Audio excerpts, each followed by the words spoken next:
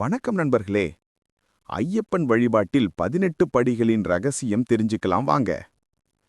சபரிமலையில் உள்ள 18 படிகளின் சிறப்பு. சபரிமலை ஐயப்பன் கோவிலில் உள்ள 18 படிகள் பக்தர்களுக்கு மிகவும் புனிதமானதாக கருதப்படுகிறது. இந்த படிகளுக்கு பின்னால் பல தெய்வீக கதைகள் மற்றும் தத்துவங்கள் உள்ளன. ஐயப்பன் கோவிலின் ஞானபீடத்தில் அமர ஐயப்பன் வந்தபோது சிறுவயதுடைய ஐயப்பன் உயரத்தை அடைய 18 தேவதைகள் தங்களது உடலை படிகளாக மாற்றிக்கொண்டன. பின்னர் மகாவிஷ்ணுவின் அவதாரமான பரசுராமர் இந்த படிகளை பூஜித்து தெய்வீக சக்தியை அளித்தார். இந்த படிகள் சத்தியமான பொன்னால் அமைக்கப்பட்டதாக நம்பப்படுகிறது. முதல் படி கண்கள். நல்லதை மட்டுமே பார்க்க வேண்டும். பாவகரமான காட்சிகளை தவிர்க்க வேண்டும். இரண்டாம் படி மூக்கு. சுத்தமான காற்றை மட்டும் சுவாசிக்க வேண்டும். தீய வாசனைகளிலிருந்து தன்னை பாதுகாக்க வேண்டும். மூன்றாம் படி காதுகள். நல்ல வார்த்தைகளை கேட்க வேண்டும். தீய சொற்களையும் விமர்சனங்களையும் தவிர்க்க வேண்டும். நான்காம் படி வாய்.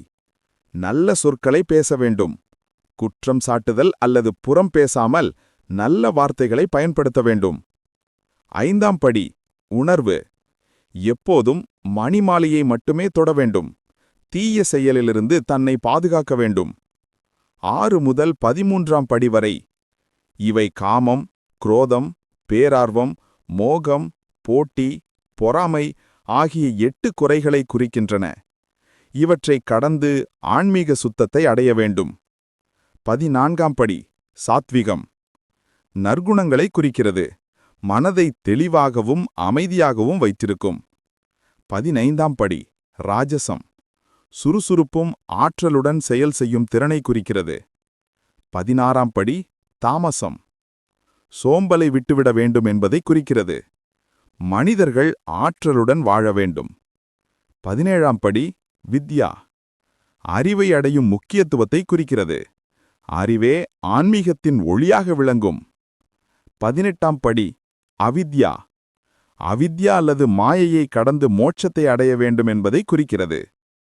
சபரிமலையில் உள்ள 18 படிகள் என்பது வெறும் படிகள் அல்ல. அவை பக்தர்களின் பக்தி, நம்பிக்கை மற்றும் ஆன்மீக வளர்ச்சியின் அடையாளமாகும். இந்த படிகளை பற்றிய தெய்வீக கதைகள் மற்றும் தத்துவங்கள் பக்தர்களுக்கு ஆன்மீக உத்வேகம் அளிக்கின்றன.